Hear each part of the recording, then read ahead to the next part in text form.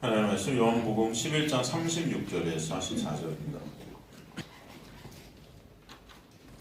요한복음 11장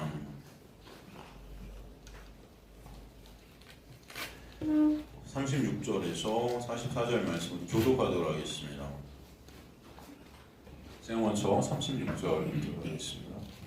이에 유대인들이 말하되 보라 그를 얼마나 사랑하셨는가 하며 그중 어떤 이는 말하되 맹인의 눈을 뜨게 한 이 사람이 그 사람을 죽지 않게 할 수 없었다냐 하더라.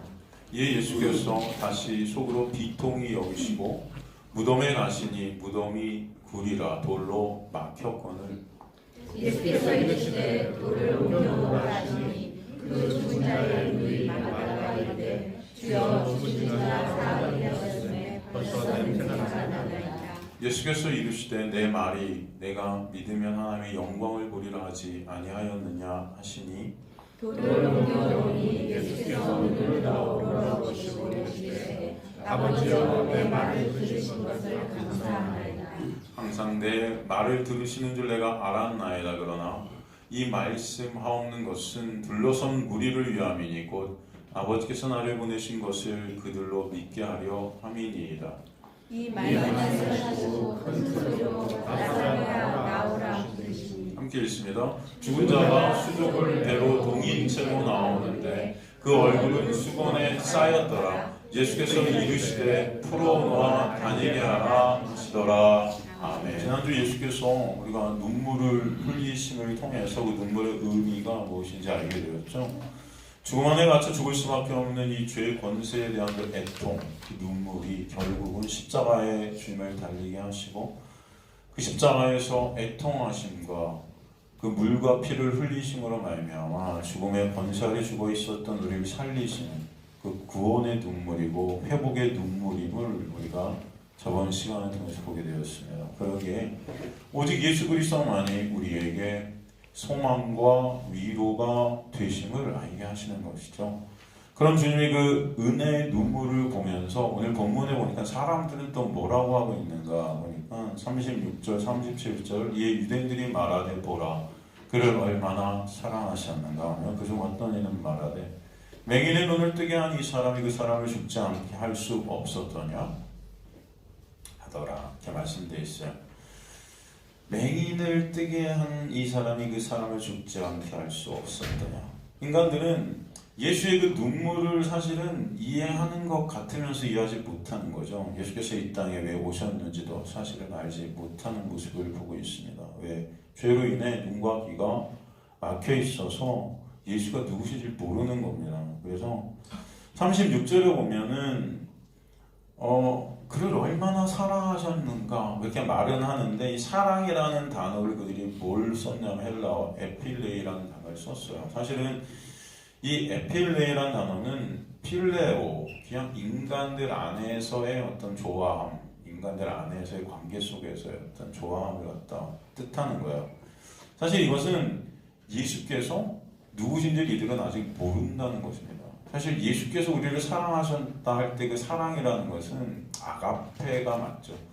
하나님이 우리를 향한 사랑이라는 것은 사실 무조건적인 절대적 사랑이거든요. 사실 그런데 이들은 그 예수님을 하나님으로 보지 못하고 있는 것입니다. 그렇기 때문에 그냥 사람끼리의 어떤 좋아함, 사랑함 이 정도의 어떤 단어인 필레오라는 단어를 써서 에필레이라고 표현을 하고 있어요. 그렇기 때문에 사실은 이들은 예수를 모르는 것입니다. 그렇기 때문에 또 그들이 뭐라고 말해요? 맹인의 눈을 뜨게 한 이 사람이 나사로를 죽지 않게 할 수 없었는가? 아니 맹인의 눈도 뜨게 했는데 좀 기적을 좀 다시 그리고 좀 일찍 와서 그 나사로 좀 살리지 왜 이렇게 좀 죽게 놔두고 저렇게 눈물 흘리고 있어? 뭐 이런 좀 약간의 조롱과 비난의 그런 말이죠. 그죠? 그러니까 이들은 예수 그리스도를 그냥 기적을 일으킨 좀 특별한 하나님의 어떤 능력을 받은 선지자 정도 이렇게 생각하고 있는 것을 볼 수 있습니다. 그렇기 때문에 주님께서 오시는 그 울음도 사실은 일찍 와서 나사로의 병을 고치지 못한 그 아쉬움에 대한 눈물 정도 그걸로 착각하고 있는 거죠. 사실 그때나 지금이나 인간들은 매 순간 육에 묶여서 그 육의 이익만을 추구하는 자들이죠. 그래서 신이라는 어떤 존재도 나라는 그 육의 유익이 돼야 신의 어떤 자리에 있는 것이죠. 그리고 예수님의 눈물이라는 것도 나사렛의 육적 죽음으로 인함으로 착각하고 있는 것입니다. 분명 주님은 나사로가 잔다 했어요.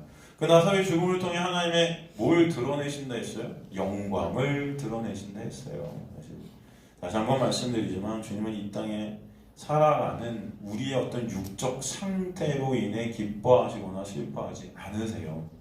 여러분이 시험에 합격하든 시험에 떨어지든 성공하든 실패하든 돈이 많이 벌어지든 돈이 적게 벌어지든 건강하든 아프든 여러분의 육적 상태로 주님이 기뻐하시던가 슬퍼하지 않으신다. 나사로가 지금 죽어서 눈물을 흘리시는 건 나사로의 죽음, 어떤 육적 죽음으로 인한 눈물이 아니다라는 것이죠. 이해되시죠? 우리가 저번 시간에 그 눈물의 의미를 다 살폈어요. 일단 죄의 권세 아래 무덤 아래 갇혀있는 우리 인간의 실정, 그 죄의 권세로 인한 그 애통함, 슬픔함, 비통함이 있으신 거지. 주님께서 이 땅에 오신 것은 여러분이 육적인 어떤 상태의 개선이나 육적인 상태의 어떤 나아짐을 위해서 오신 게 아니에요. 오히려 이 땅에 묶여있는 여러분을 이 땅에서 어떻게 빼내시기 위해서 오셨다. 그러니까 이 땅에 벌어지는 것들로 주님은 기뻐하시거나 슬퍼하시는 게 아닙니다. 그래서 저번 시간에 항상 말씀드렸지만 이 세상에 성공한 어떤 남자의 어떤 표상이라고 할 수 있는 니고데모가 찾아왔을 때도 니고데모한테 한 번이라도 칭찬을 하십니까? 바로 하는 말이 뭐예요? 너 거듭났어? 그죠? 너 거듭났어? 그 사람은 당대 최고의 남자 아니었습니까? 존경받을 만한 인격과 돈과 명예와 권력과 모든 것을 다 갖추고 있는 남자였는데 그 사람을 보자마자 예수님은 너 거듭났어? 주님은 그 사람의 어떤 권력, 명예, 인격, 어떤 이 세상의 그 사람의 상태에 관심이 있다 없다? 없다. 없으신 거예요. 주님은 어디에 관심이 있냐? 저와 여러분이 그 예수의 은혜를 아는가? 저 여러분이 그 예수의 놀라운 십자가의 보혈의 공로를 믿는 믿음 안에 있는가? 이거에 관심 있으세요? 여러분이 진정 생명 안에 있는 자들인가? 예수 안에 있는 자들인가? 여러분이 아무리 이 세상에 돈이 많아도 예수 밖에 있다면 무덤 속에 갇혀 있는 자들이고, 여러분이 아무리 이 세상에 성공해도 예수 밖에 있다면 여러분은 시체 같은 자들이라는 것입니다. 그러니까 이 세상의 어떤 모습으로 인해 주님은 슬퍼하시거나 기뻐하지 않으세요. 이 땅에 우리의 모습에 관심 없으세요. 주님께서 이 땅에 오신 이유는 우리를 이 땅에 잘 먹고 잘 살게 해주시기 위해서가 아니라 이 땅이라는 죄 아래 갇혀 죄만 생산하는 땅에서 우리를 빼내시는 그 놀라운 은혜를 베풀어 주심으로 말미암아 저 여러분이 그 은혜를 아는 자들이고 그 과정 속에서 되게 하시는 것입니다. 그 은혜를 아는 자들이 되어서 종국에는 하나님만 찬송받으시는 자리로 여러분을 이끌어 가시는 거예요. 그래서 여러분이 지으신 목적이보다 우리 피조물들은 하나님의 영광을 위해 지음받은 것입니다. 나의 영광, 나의 유익, 나의 이익이 아니에요. 그죠? 그렇기 때문에 죄에 묶여있는 그 육을 십자가로 가져가셔서 삭제시키시고 죄에서 이제 예수 안에 그 영이 자유케 하시는 은혜를 부어주시는 것입니다. 만약에 예수님께서 우리 이 땅에서의 우리의 모습의 어떤 개선이나 우리 상태 개선을 위해 오신 것이라면 당시 로마의 압제에 있었던 이스라엘 백성들을 해방시켜 주셨어야죠. 안 그래요? 생각해 보세요. 그렇지 않습니까, 여러분? 그들이 생각하는 메시아는 당시 유대인들이 생각하는 메시아는 그런 메시아였어요. 로마의 압제 아래, 예를 들어서 우리가 일제 치하에서, 그죠? 우리가 일제 치하에 있었을 때 여러분 그 하나님, 그 예수님, 우리를 일제에 독립시켜줄 그런 하나님, 그런 예수님을 우리 간주하고 있었다면 그 당시에 이스라엘 백성들이 생각하는 메시아와 같은 거죠. 그들이 생각했던 메시아는 뭐예요? 우리를 그 로마 압제에서 해방시켜줄 메시아였단 말이에요. 그래서 당시 다윗의 그 왕국, 그 전에 가장 부귀영화를 누렸던 그 다윗의 왕국을 다시 재건하는 게 그런 메시아가 오셔서 그런 왕국을 다시 건설해 주시는 게 그들의 어떤 소망이고 희망이었단 말이죠. 그런데 예수님이 오셔서 그런 일을 하셨어요? 한 번이라도 안 하셨어요? 하셨어요? 독립운동 하셨습니까, 여러분? 로마와 싸우셨어요? 아니요, 그냥 십자가로 가셨어요. 예수님은 이스라엘 백성들이 로마 치하에서 로마의 압제 아래 있는 것 없는 것 여기에 슬프거나 관심 기쁘거나 관심 없으신 거예요. 이거예요. 그 모든 것들을 통해서 예수께서 진정 관심 있으신 것은 이스라엘 백성들이 예수 그리스도를 아는 것입니다. 은혜를 아는 거예요. 십자가가 뭔지를 깨닫는 거예요. 그래서 십자가로 가셔서 죽으시는 것입니다. 그리고 다시 사시는 거예요. 그 죽으심과 사심 속에 우리가 묶여서 이 세상이라는 이 죄 가운데, 이 사망 가운데 묶여 있었던 우리를 빼내시는 거. 그게 주님께서 가장 관심 있으시고 하시기 위해서 이 땅에 오신 거죠. 그게 하나님의 일 아닙니까? 하나님의 일이 뭐예요? 하나님의 일이 그가 보내신 자 예수 그리스도를 어떻게 하는 게 하나님의 일이다? 믿는 것이 하나님의 일을 믿는 거예요, 여러분. 예수 그리스도만을 우리가 의존케 되고 믿게 되는 거예요, 여러분. 그게 로마 압제에 있던, 로마에서 해방되던 거기 관심 없으셨던 거예요.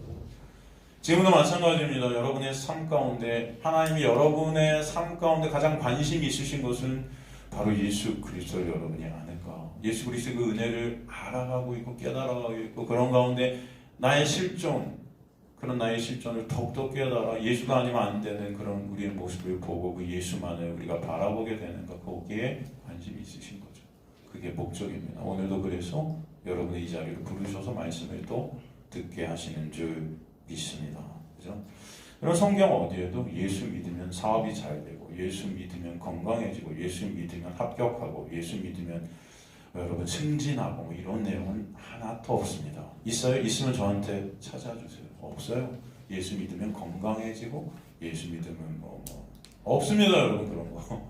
오히려 복이 있는 자는 마음이 가난해지고 애통케 되고, 또 뭐예요? 온유해지고, 또 어떻게 돼요? 의에 줄이고 목마르게 되고. 그죠? 이 세상에서 어찌 보면은 사람들이 원하지 않는 자리로 우리를 끌고 가죠. 저 실로암이랑 가장 밑바닥 낮은 곳을 계속 향하게 하셔서 예수 그리스도가 아니면 안 되는 우리의 모습을 보게 하시는 거예요. 이 세상 사람들은 높은 곳으로 향하기를 원합니다. 그러나 예수 그리스도께서는 이 어둠이라는 세상 속에서 우리가 탈출하기를 원하시는 거예요. 그죠? 그러니까 예수 믿으면 이 세상에서도 잘 되고 천국 간다는 건 뻥입니다, 여러분. 이 세상에서도 잘 된다라는 말이 성립이 안 돼요. 이 세상에서 잘됨이라는 것에 관심 없으세요. 교회에서 그래서 예수 믿으면 이 세상에서 복 받고 저 세상에도 복 받고 그런 거 없습니다. 진정한 복이라는 것은 이 세상에서 여러분을 빼내시는 복이에요. 아시겠죠? 그 은혜가 여러분에게 있게 되기를 간절히 소망합니다. 그래서 진정 예수 그리스도의 은혜를 알면 여러분 이 세상을 바라보는 관점이 어떻습니까? 베드로, 이사 이런 데 모든 이 세상은 언젠가 다 어떻게 돼요? 불로 심판받을 것이다. 이 세상은 다 망할 거예요. 이 세상은 다 없어질 것입니다. 여러분이 죽는 날, 여러분의 육이 끝나는 날 어차피 이 세상은 끝이에요. 그죠? 한번 생각해보세요. 이 세상이 끝이든가 여러분이 죽음이 이 세상이 끝인 거예요. 무슨 상관이에요? 여러분이 죽은 다음에 이 세상은 무슨 상관입니까? 여러분? 그죠? 끝인 거예요. 예. 여러분이 세상이에요. 여러분 자체가 세상 아닙니까? 어떻게 보면 이 세상의 중심에 항상 내가 있잖아요. 그죠? 나만 관심이 있잖아요. 이 세상에 내가 어떻게 사는지, 그죠? 다 나잖아요. 그게 세상이에요. 내가 세상이에요. 내가 가만히. 그 세상의 종말이 오고 있어요. 여러분의 죽음은 닥칠 것입니다. 그게 종말이에요. 종말. 그죠? 생각해 보시면. 그렇지 않습니까, 여러분? 이 세상의 종말이나 여러분의 종말이나 그게 그거다. 그렇죠? 그렇지 않습니까? 그 가운데 진정 이 세상가에 여러분이 빠져나오게 돼서 예수 그리스도라는 은혜의 영역 안에 있게 되는 놀라운 역사가 있게 되기를 간절히 소망합니다. 그게 영생이라는 거예요. 영생. 그래서 하나님의 일은 우리가 예수 그리스도만을 의존케 되고 바라보게 되고 믿게 되는 거예요. 날 때부터 맹인된 자가 예수님의 은혜로 눈이 떠졌잖아요. 그런데 오히려 그 세상 속에서, 이 죄된 세상 속에서 그 맹인은 눈이 떠지고 어떻게 됐어요? 오히려 버림받아요. 그죠? 오히려 버림받아요. 그 사회에서 쫓겨나요. 예수 때문에. 그리고 그 자리에서 오직 더욱더 예수 그리스도만을 바라보게 하시는 거예요. 그게 중요하다. 예수님은 이 세상의 모든 것들을 도구로 쓰셔서 당신의 택한 백성들의 삶 가운데 예수만을 바라보고 의존케 되는 자리로 여러분을 끌고 가실 줄 믿습니다. 그걸 뭐라 그래요? 은혜라 그래요. 그래서 은혜가 왕노릇한다 하지 않습니까? 그래서 예수의 은혜를 아는 자가 될 때 그 은혜만 찬송케 하실 줄 믿습니다. 그러니까 나사로의 죽음을 통해 부활의 그 은혜를 부어주시고 그 은혜가 얼마나 크고 놀라운지, 그리고 그 은혜의 본체 되신 예수를 찬송케 하시려는 게 주님께서 오늘 이 나사로의 부활을, 나사로를 다시 살리신 이유죠. 그 구원의 계획을 알지 못한 채 죄 가운데 묶여 구원의 본체 되신 예수를 모르는 그들의 그 모습을 오늘 본문을 통해서 우리 또 보고 있는 것입니다. 주님은 나사로의 죽음과 부활을 통해 예수 그리스도의 십자가의 죽음과 부활이 아니면 하나님의 영광을 알 수 없는 인간들의 그 죄된 모습들로 인해서, 그 인간들이 그 죄로 인해 묶여 있어 그것을 보지 못하는 그 모든 상황들을 통해서 비통해 하시는 것이죠. 38절에 그래서 이 예수께서 다시 속으로 비통히 여기시며 무덤에 가시니 무덤이 굴이라 돌로 막혔거늘 이렇게 말씀되어 있죠. 다시 비통히 여기세요. 다시 속으로 비통히 여기세요. 33절에 주님은 성령의 비통히 여기시고라고 말씀하시죠. 그 말씀은 여러분 어떤 뜻이었습니까? 바로 그들을 가두고 있었던 그 죄로 인해서, 그 어둠으로 인해서 굉장히 비통히 여기셨다. 이 비통히 여기다, 엠버리 마오마이라는 뜻이 뭐라고 그랬죠, 여러분? 매우 분노하다, 분노하다, 엄히 경고하여 명령하다, 이런 뜻이라고 그랬죠. 주님은 그들을 가두고 있었던 그 어둠, 죽음의 사탄의 세력에 대해서 분노하고 계시죠. 엄히 경고하고 명령하고 계신 거예요. 그렇게 그들을 갖다 가두고 있지만 당신의 택한 백성들은 절대 건드릴 수 없다고 명령하시고 경고하고 계셨다 그랬죠, 여러분. 그 어둠 가운데 신음하고 있는 그 어둠의 세력에 분노하시고 엄히 경고하시는데, 다시 지금 38절에 보니까 속으로 비통히 여기시는 것이죠. 이제 그 비통히 여기시는 것은 무엇이냐면 그 어둠의 세력 안에서, 무지 속에서 그 예수를 알아보지 못해서 그 육적인 것으로만 그저 슬퍼하고 기뻐하는, 그 육에 묶여있는, 그 죄에 묶여있는 그들의 그 모습 때문에 또 비통히 여기시는 거예요. 그죠? 사실 일맥상통한 말씀이죠. 그러나 주님께서는 그런 그들을 십자가의 은혜로 눈이 떠지게 하시고 예수를 보게 된 은혜가 있게 하시기 위해서 무덤으로 지금 주님께서 가시는 것입니다. 주님께서 그 무덤으로 가시는 거예요. 그래서 무덤에 가시니 엘코마이라는 헬라어를 썼는데, 이 엘코마이라는 헬라어는 원래 주님께서 이 땅에 오셨을 때 그 오심이라는 단어로 썼었어요. 지금 주님께서 무덤에 가신다는 것은 이 세상 자체가 무덤 같다는 것을 다시 한번 우리에게 설명해 주시는 것이죠. 그 무덤 같은 세상에 주님께서 오셔서 무덤 속에 있었던 나사로를 빼내시듯이 여러분을 빼내시기 위함이라는 것을 또 보여주시는 거예요. 그죠? 이 무덤이라는 단어에서 우리가 또 뭘 알 수 있습니까? 무덤, 무네메이온. 이 무덤이라는 단어는요, 여러분, 원래 무덤이라고 번역되면 안 되고요. 원래 무덤이라는 이 무네메이오라는 단어는 기념비나 기념물이에요. 그러니까 인간들은 죽음 이후에도 나를 기념하고 싶어 하는 자들이라는 거예요. 이해가 되시죠? 내 의, 그죠? 나의 이름, 그죠? 호랑이는 죽어서 가죽을 남기고 사람은 죽어서 뭘 남긴다? 이름을 남기는. 그게 목표가 된 우리의 모습들 있지 않습니까, 여러분? 그래서 이 무덤이라는 이 기념물, 기념비, 그러니까 죽음 아래 갇혀 있는 시체 같은 모습이 이 세상이지만 인간들은 죽은 후에도 자신을 기념하고 싶은, 자신의 이름을 남기고 싶어하는 그런 자들이다. 그게 무덤이라는 단어를 통해 우리가 보여지고, 그 무덤 안에 묶여 있다는 것은 바로 인간들이 그런 나의 어떤 존재에, 그 나라는 어떤 육적인 것에 다 묶여서 이 세상을 살고 있고 죽음 후에도 그 나만을 존재하고 싶어하는 자들이다라는 거예요. 그걸 부자들이라고 하죠. 부자들. 그래서 어떤 인간의 행위로, 하나님의 말씀 지킴으로 내 의를 쌓아서 나를 존재케 하고 싶은, 죽음 후에도 하나님 앞에서 존재케 하고 싶은 자들. 그게 무덤 안에 갇혀 있는 인간들의 모습이다. 당시 이 무덤이라는 무네메이오는 시신을 매장하는 장소였습니다. 당시 나사로가 묻힌 이 무덤은 수평적인 갱도 형태의 봉굴이었어요.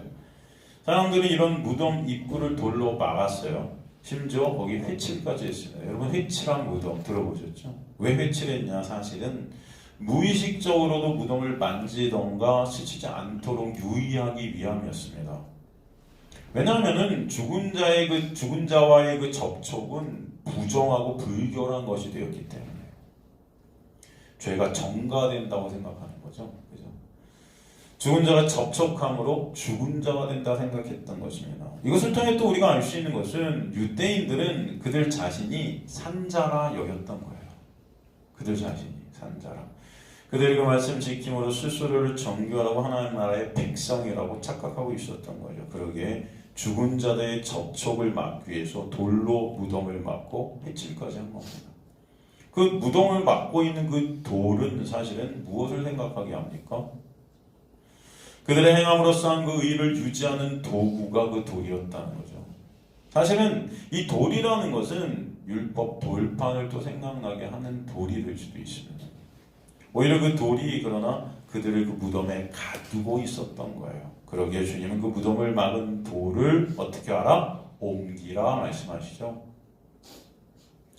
그들의 그 정결을 유지하는 그 돌, 그 율법 지킴의 그 돌, 그들이 진정 정결케 되어 하나님 앞에 설 수 있게 되는 것은 사실은 그 돌로 막은 그런 무덤을 돌로 막은 어떤 그 율법 같은 것이 아니라 십자가의 오직 보혈의 공로뿐임을 주님께서는 아시죠. 그래서 그 무덤을 막고 있는 인간들의 힘과 노력을 상징하는 율법 같은 돌판을 치우라 하시는 것입니다. 그래서 그 돌을 옮겨 놓으라의 헬라어 단어가 아라테인데, 이 아라테라는 이 헬라어는요 아이로의 부정과고 능동태. 아이로라는 이 헬라어의 뜻은 뭐냐? 빼앗아가다, 운반하기 위해 들어올리다라는 뜻이에요. 빼앗아가는 거예요. 이 돌을 갖다 빼앗아버려라.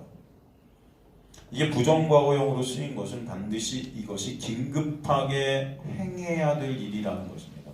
긴급하게 이루어질 일이라는. 사단의 권세를 그 사단의 도구로 쓰는 그 율법의 정죄를 깨시는 주님의 은혜를 우리에게 보여주시는 것이죠. 그랬더니 믿음이 있다던 믿는다던 말하다가 뭐라고 합니까? 죽은 지가 나흘이 되었으면 벌써 냄새가 나나이다.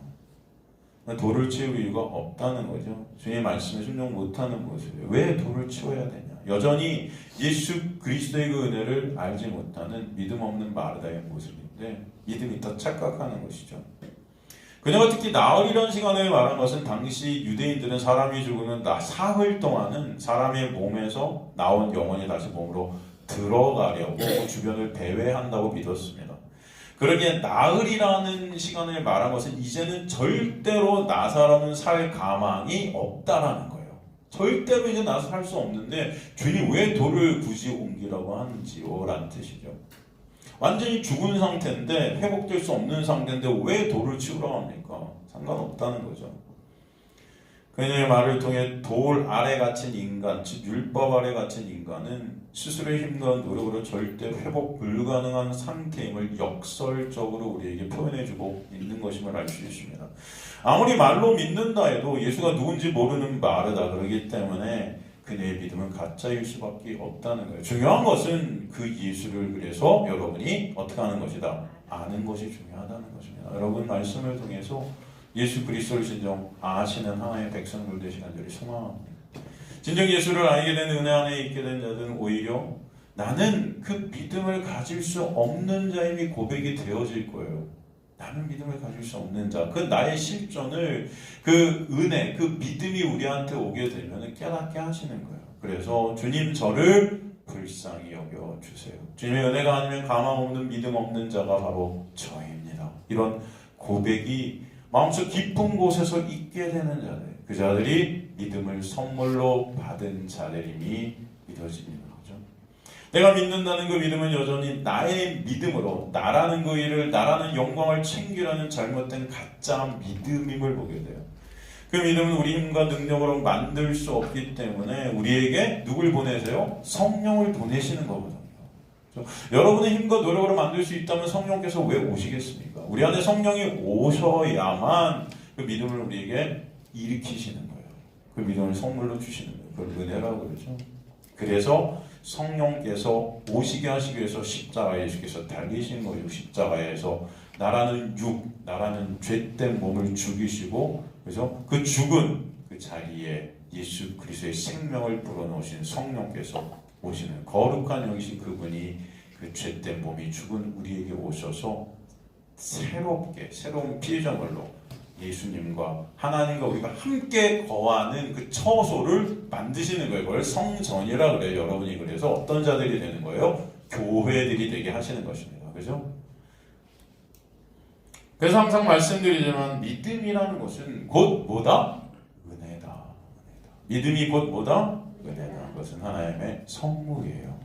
요한복음 6장 44절도 보면은 나를 보내신 아버지께서 이끌지 아니하시면 아무도 내게 올 수 없다 그러시죠. 이 은혜가 아니면은 이 믿음이 아니면 안 된다는 거예요. 오는 걸 내가 마지막 날에 다시 살리래. 고린도전서 1장 8절 9절도 보면은 주께서 너희를 우리 주 예수 그리스도의 날에 책망할 것이 없는 자를 끝까지 경고하게 하시려. 누가? 주께서, 주어가 주님이 하신다는 거죠. 너희를 불러 그의 아들 예수 그리스도 우리 주와 더불어 교제케 하시는 하나님은 어떠시다? 신실하시다. 그 자체가 믿음 되신다는 거죠. 에베소 2장 4절에서 9절도 보면 긍휼이 풍성한 하나님이 우리를 사랑하신 그 큰 사랑을 인하여 허물로 죽은 우리를 그리스도와 함께 살리셨고 너희는 뭐로? 은혜로 구원을 받았다 그러시죠. 또 함께 일으키사 그리스도 예수 안에 함께 하늘에 앉히시니 이는 그리스도 예수 안에서 우리에게 자비하심으로써 그 은혜의 지극히 풍성함을 오는 여러 세대에 나타내려 하시니라. 너희는 뭐로? 은혜에 의하여 믿음으로 말미암아 구원을 받았으니. 그죠? 이것은 너희에게서 난 것이 아니요 뭐다? 하나님의 선물이다. 믿음, 은혜, 선물 다 같은 뜻이에요. 같은 뜻이에요. 그죠? 행위에서 난 것이 아니니 인간의 어떤 행위, 말씀 지킴의 어떤 행위, 어떤 그런 인간의 착한 선한 일, 뭐 이런 여러 가지 이것에서 난 것이 아니라 구원이 뭐다? 그렇기 때문에 누구든지 자랑할 수 있어요, 없어요? 구원을 자랑이 아니고 감사하게 되는 것입니다. 그래서 여러분 진정 구원받은 하나님의 백성에서 여러분 안에서 예수 그리스도에 대한 뭐가 있다? 감사가 있게 될 줄로 믿습니다. 자랑이 아니에요. 자랑이. 내가 뭐 했어. 내가 뭘 선택했어요. 내가 말씀 행했어요. 내가 뭘 했어요. 교회에 내가 이런 거 했어요. 그런 자랑이 나오는 것이 아니고 감사가 나온다. 뭐가 나온다? 그죠. 감사가 있게 되는 것입니다. 주님만 찬송 받으시는 거예요. 그렇기 때문에 주님을 믿는다 하지만 믿음 없는 마르다는 사실은 어떤 자예요? 주님을 모르는 믿음 없는 자였죠. 그런 마르다를 그러나 주님은 여전히 믿음의 자리로 끌고 계심을 또 볼 수 있습니다. 우리가 다 마르다 같지 않습니까, 여러분? 생각해 보세요.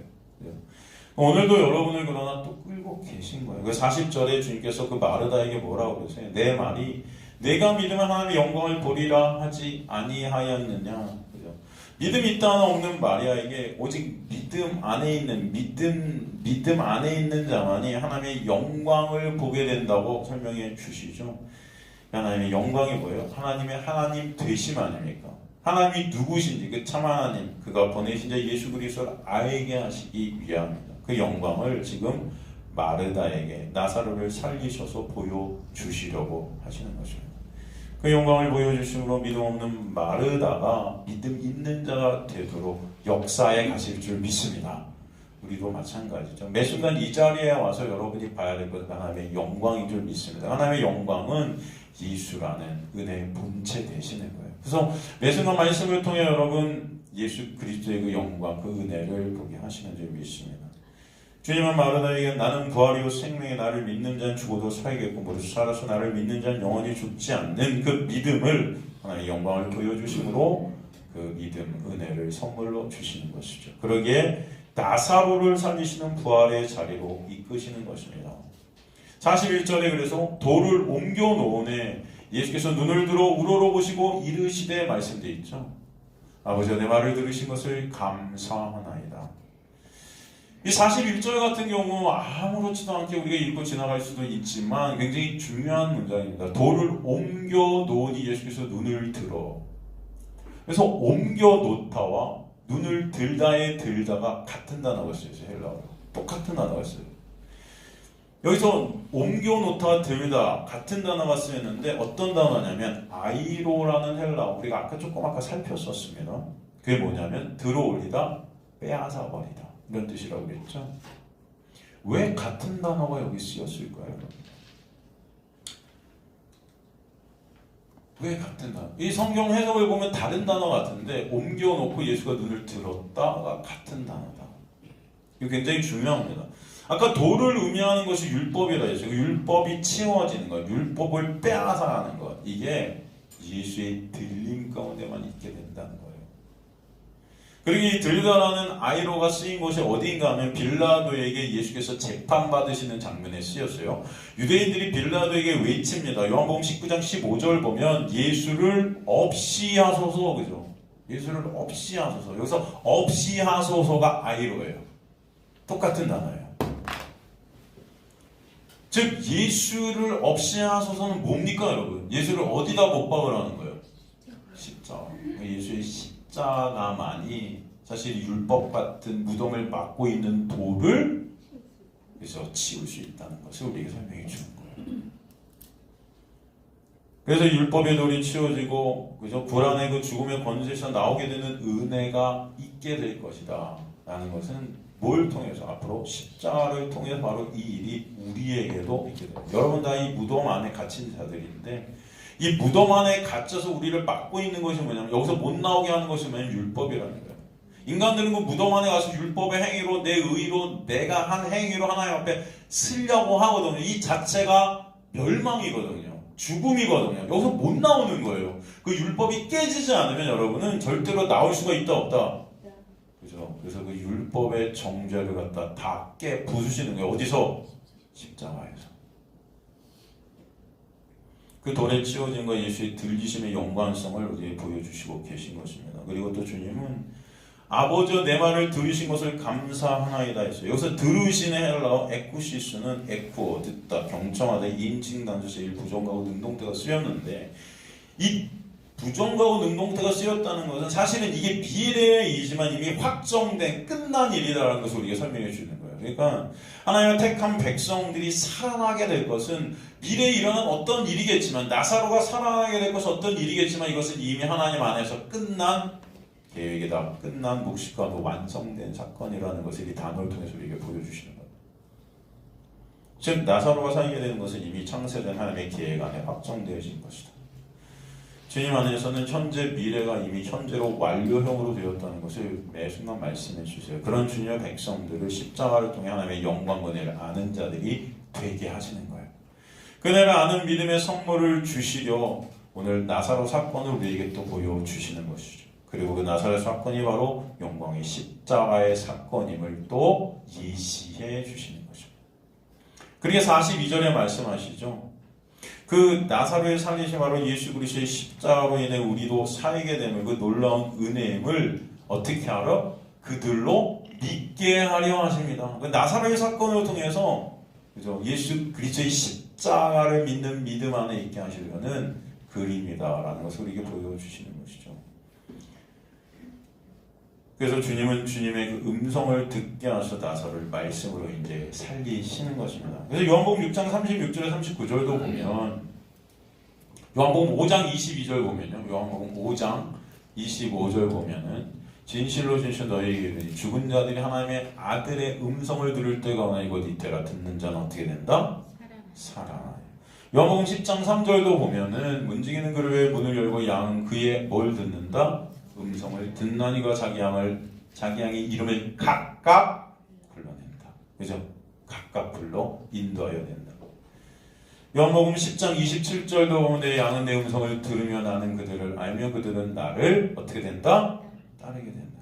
그러니까 음성이 들려지면 여러분 따르게 되는 거예요. 그죠? 43절에 그래서 이 말씀하시고 큰 소리로 뭐라고 외치십니까? 나사로야 나오라. 이 말씀은 사실 고린도후서 4장 6절 말씀과 똑같습니다. 어두운데 빛이 빛이라 말씀하셨던 그 하나님께서 이제 이게 창조의 역사죠, 여러분.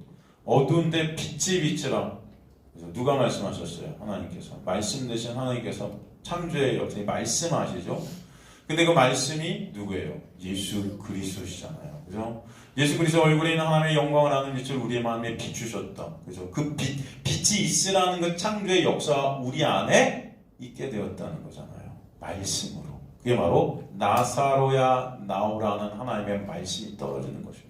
그 말씀으로 인해 빛이 빛이라는 말씀으로 빛이 있어서 창조의 역사가 일어나서 그 나사로가 다시 회복되는, 다시 생명으로 창조되어지는 역사가 있게 하셨다. 동일한 말씀이죠. 그죠? 그래서 이게 생명의 역사하고 구원의 역사를 말씀해 주세요. 여러분, 빛이 빛이라는 말씀은 곧 예수 그리스도의 얼굴에 있는 하나님의 영광을 아는 빛이에요. 이것이 어디서 가장 잘 나타나고 있냐면 십자가거든요. 십자가. 그죠?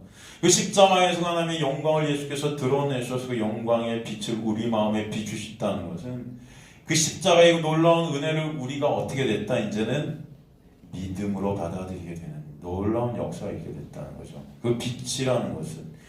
그래서 그 빛이 비춰서 믿음이 일어나게 하시므로 어둠이 물러가게 하시는 은혜가 있게 하셨다. 그래서 그 말씀은 예수의 역사를 나사로에게 일으키시는 것입니다. 나사로야 나오라는 이 말씀은 그래서 빛이 있으라 하시는 생명의 말씀과 동일한 역사다. 나사로야 나오라. 이 헬라어 이 본문이 어떻게 되어 있냐면 라자레, 이 라자레가 나사로죠. 듀로 엑소 이렇게 되어 있어요. 듀로 엑소. 이 직역을 하면요, 나사로야 밖으로 나오라 이런 뜻이에요. 밖으로. 그러니까 영역의 이동을 뜻하는 겁니다. 제가 항상 말씀드리는 구원은 뭐다? 영역이 바뀌는 거예요. 밖으로. 어떤 영역이에요? 어둠에서 빛으로, 그죠? 죽음에서 생명으로, 그죠? 율법에서 은혜로 바뀌는 것입니다. 그래서 나오라라는 듀오라는 헬라어가 특히 부정하고 명령법으로 쓰였어요. 이것은 무슨 뜻이냐면 이 명령을 거부할 수 있다 없다? 없다는 거예요, 여러분.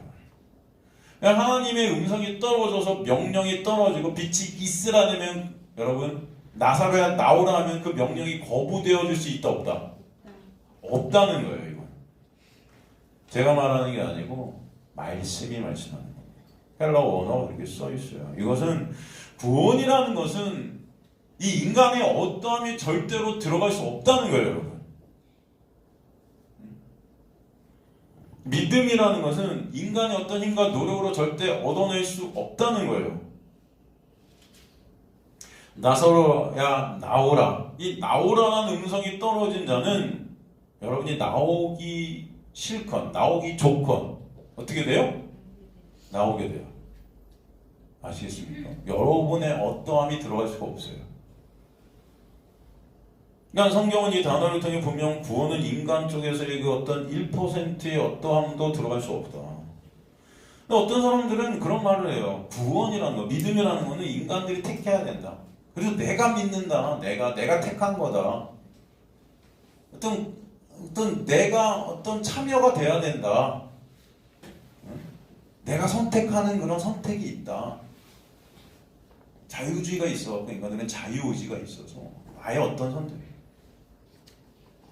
그런데 여러분 이 단어를 보면 그는 절대 거부될 수밖에 없어요.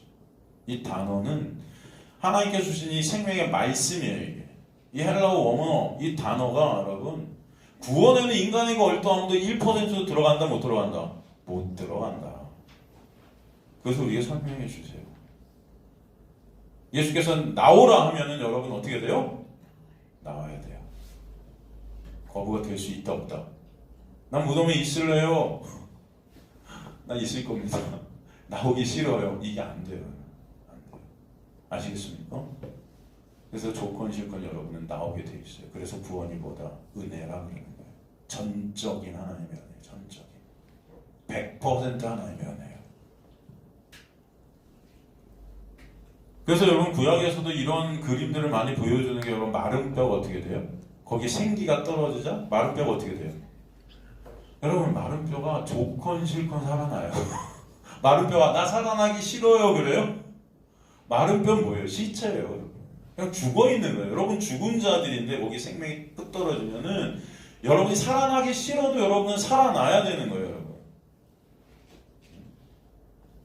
나사로가 살아나기 싫어도 살아나는 거예요. 제가 말씀드렸잖아요. 옛날에 독일에 있을 때 나사로라는 오페라를 했었어요. 이게 스페인 작곡, 세계적인 작곡가인데 그 사람이 그걸 갖다 작곡 현대 오페라인데 그걸 세계 초연을 했습니다. 초연. 그래서 그 오페라를 같이 하면서 이 나사로가 다시 살아나서 여러분 너무 이 세상을 괴로워하면서 사는 거예요. 하늘이 죽었을 때가 좋은 거예요. 근데 왜 나를 살리셨냐고. 그런 내용입니다. 물론 그 내용 성경에 나와 있지 않는 내용인데 그걸 갖다 이제 어떤 극본하는 사람이 풀었겠죠. 물론. 그래서 이 세상 속에서 참 힘들어하고 괴로워하고 차라리 다시 그냥 놔두시지. 막 그런 어떤 내용들. 예? 여러분 어떻게 생각해요? 되게 저는 그걸 하면서 이해가 되더라고요. 이 전쟁 같은 세상에 다시 또 왜 날 살리셔서 차라리 그 무덤 속에서 안식하고 있었는데 잘 있었는데 뭐 그런 내용들이었는데 조건 실컷 나오게 돼 있는 거예요. 여러분 마른 뼈가 살아나신 하나님의 은혜가 떨어지면 살아나는 겁니다. 우리에게 찾아오셔서 아무개야 이름을 부르시면서 나오라 하시면 여러분은 나오는 거예요. 오늘도 여러분이 이 자리에 온 것이 저 여러분의 힘과 노력, 능력, 우리의 선택이 아니라 하나님의 역사이고 은혜인 줄 저는 믿습니다. 우리를 예배자로 부르신 거예요. 여러분. 이 시간에 가장 아름답고 가장 가치 있는 건 어떤 거예요? 주님을 예배하는 거죠. 물론 여러분의 인생 전체가 예배입니다. 예배. 그렇죠? 예배가 뭐예요? 주님을 찬송케 되는 거잖아요. 주님 감사합니다. 여러분 매 순간 여러분의 삶 가운데 이 감사가 있게 되시기를 간절히 소망합니다. 이 인생을 보면서 여러분의 삶을 보면서 여러분에게 닥친 상황들을 보면서 왜 예수 그리스도의 은혜가 아니면 우리는 존재할 수 없는 자들임을 깨닫게 되고 그 주님만 찬송케 되는 역사 여러분의 매 순간의 삶 가운데 스며드는 은혜가 있게 되길 간절히 소망합니다. 오늘도 그래서 부르신 거 예배케 하시는 거죠. 그리고 이제 그 예수께서 나오라 하신 다음에 끝나는 게 아니고요.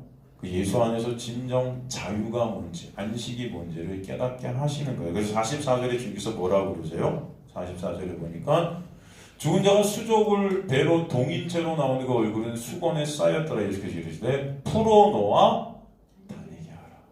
진정 이제 예수 안에서 은혜가 뭔지, 자유가 뭔지, 안식이 뭔지 깨닫는 거예요. 여러분 이 자리로 부르셨단 말이에요. 부르신 거. 그 부르심에 우리는 거부할 수가 없었어요. 여러분 다 오게 하셨어요. 근데 이제 이곳에서 자유가 뭔지, 진정 은혜가 뭔지 오늘도 말씀을 통해 배우게 해서 여러분 인생을 통해 예수 안에 있는 것이 얼마나 감사한 것인지를 배우게 하실 줄 믿습니다. 그리고 예수 안에 있는 자는 결코 정죄함이 없다는 의미가 뭔지를 깨닫게 하시는 거예요. 여러분 인생 가운데. 그죠?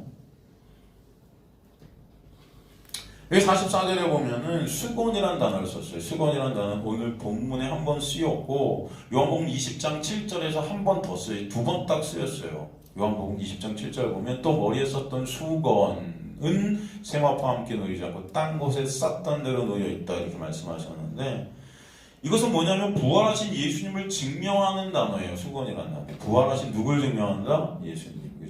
그러니까 나사로의 이 부활이 사실은 예수 부활 안에 있게 됨을 우리에게 설명해 주시는데 수건을 쓰는 겁니다. 또 풀어놓아 다니게 하라는 말씀은 요한복음 18장 8절에 보면 예수님을 십자가로 끌고 가기 위해 예수님을 잡으러 온 병사들을 향해 자신을 자화하는 대신 제자들을 풀어놓으라고 하셨을 때 썼어요. 18장 12절 보면 그래서 결박했다, 결박하다. 그 다음에 오늘 본문의 44절에 동이다가 같은 단어예요.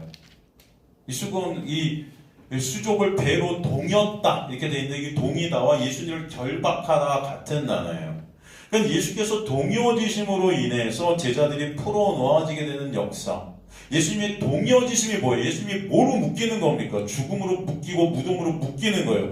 예수님이 십자가에서 묶이시는 겁니다. 그 저주 아래. 그죠? 그 묶이심으로 인해서 나사로가 살아나게 되고 저와 여러분이 살아내는 은혜가 있게 하셨다는 것을 같이 이 본문의 단어들을 통해서 우리에게 또 보여주시는 거예요. 사실 이 나사로 사건이 전체를 통해서 하나님은 계속해서 한 단어 문장 하나를 통해서 우리에게 예수 그리스도의 십자가의 은혜가 뭔지를 계속해서 설명해 주셨다는 것을 볼 수 있습니다. 그죠? 그래서 단어 하나하나, 문장 하나하나가 여러분 성령께서 쓰셨다는 것을 보게 하시는 거예요. 그냥 우연히 저런 단어들이 그냥 갖다 든 게 아니라는 것입니다. 여러분 말씀을 보시면서 이 단어 하나 문장 하나하나가 얼마나 감사한지를 알는 저와 여러분 되시길 간절히 소망합니다. 그래서 오늘도 우리는 나사로의 사건을 말씀으로 나누게 하심으로 인해 빛이 비추라는 하나님의 창조의 역사가 예수 그리스도를 통해서 다시금 우리에게 이루어지는 그 놀라운 은혜가 뭔지를 보여주시는 겁니다.